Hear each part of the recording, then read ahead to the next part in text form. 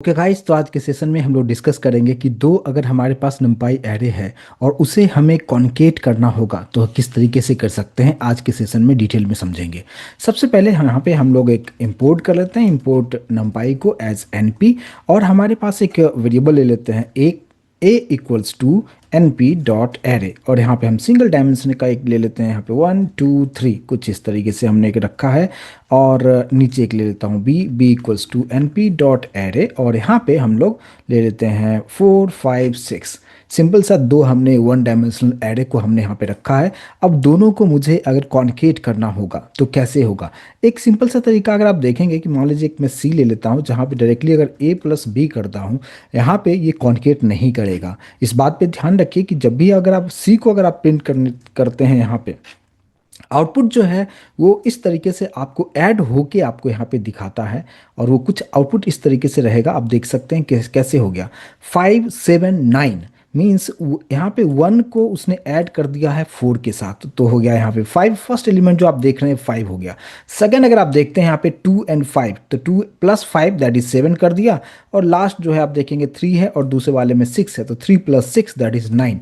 तो ये हमें कॉन्केट नहीं कर रहा है। यहाँ पे जो भी एरे के पास जो डेटा था उसको उसने यहाँ पे प्लस कर देता है, अर्थमेटिक ऑपरेशंस को वो परफॉर्म कर देता है। लेकिन कॉन्केट अगर करना होगा तो हम कुछ इस तरीके से करेंगे। इसी को हम लोग कॉपी कर लेते हैं और नीचे हम रखेंगे। अब यहाँ पे कॉन्केट करने के लिए हम यहाँ पे इस तरीके से बिल्कुल नहीं यूज़ करेंगे।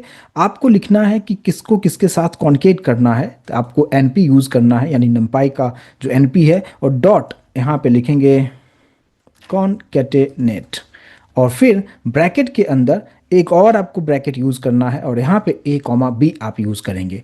तो यहाँ पे कॉन्केनेट और a कॉमा बी यूज़ करना है। और अब अगर आप यहाँ पे c को प्रिंट कर देते हैं, यहाँ पे मैं प्रिंट कर देता हूँ c को, और अब अगर हम रन करते हैं तो आउटपुट आप यहाँ पे देख पाएंगे। यहाँ पे हमें दिखा रहा है a हमने स्मॉल में रख दिया है, ये मैंने थोड़ा सा मिस्टेक किया है। यहाँ पे a कैपिटल हमने यूज़ किया है, तो हम यहाँ पे a और फिर कॉमा b को भी हमने कैपिटल में रखा है। और अब हम रन करते हैं। अब यहाँ पे देखें कि 1 2 3, और यहाँ पे जो हमारे पास 4 5 6 आया है ये कॉन्केट हुआ है, और कुछ इस तरीके से आपको आउटपुट यहाँ पे देखने को मिलता है। तो ये दोनों में डिफरेंस अभी आपको समझ में आ गया होगा कि आप यहाँ पे प्लस से एक्चुअल में वो अर्थमेटिक ऑपरेशन को परफॉर्म करता है, बट यहाँ पे कॉन्केनेट से वो आपको a कॉमा बी इस तरीके से आपको लिखना है। लेकिन ध्यान दीजिएगा कॉन्केट इनबिल्ट फंक्शन है, और ब्रैकेट देने के बाद एक और आपको ब्रैकेट देना है, और उसके अंदर में जो भी आप कॉन्केट करना चाहते हैं उसके वेरिएबल का नाम यहाँ पे a कॉमा बी आप यहाँ पे लिखते हैं। तो इस तरीके से कॉन्केटेनेट आप कर सकते हैं। एक चीज़ और आता है कि अगर आप चेकआउट करना चाहते हैं कि कंपेटेबिलिटी, उसके लिए यहाँ पे एक शेप से आप चेकआउट कर सकते हैं। जैसे इसी को मैंने कॉपी करके यहाँ पे मैं रखता हूँ, और अगर यहाँ पे कंपेटेबिलिटी अगर मुझे चेकआउट करना हो तो कैसे कर सकते हैं। अगर इसी में हमें क्या करते हैं कि अगर यहाँ पे ए के पास हमारे पास 3 एलिमेंट है, बी के पास भी 3 एलिमेंट है, तो ये कंपेटेबल है। तो अगर इसको चेकआउट करना हो तो हम यहाँ पे कुछ इस तरीके से चेक कर सकते हैं। क्या ए डॉट, अगर डायरेक्टली मैं प्रिंट में लिख देता हूँ, यहाँ पे प्रिंट फंक्शन के अंदर में a डॉट shape लिखना है, और इक्वल्स टू देते हुए p डॉट यहाँ पे सेप इस तरीके से लिखेंगे। तो आप जानते हैं यहाँ पे 2 बार इक्वल साइन लिखने का मतलब कंपैरिजन कर रहा है। अगर आप रन करके देखेंगे तो आउटपुट हमें यहाँ पे बुलियन में आपको दिखाता है, ट्रू दिखाएगा। फॉर एग्जांपल यहाँ पे दोनों में 3 3 रखा है तो इसने ट्रू दिखाया।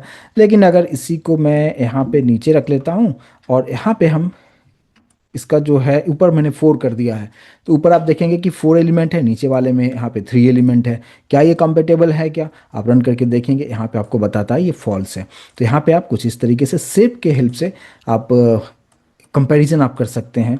प्लस हम यहाँ पे कॉन्केनेट किस तरीके से कर सकते हैं, साथ में हमने नॉर्मल सा अर्थमेटिक ऑपरेशन किस तरीके से करना है उसको भी देख लिया।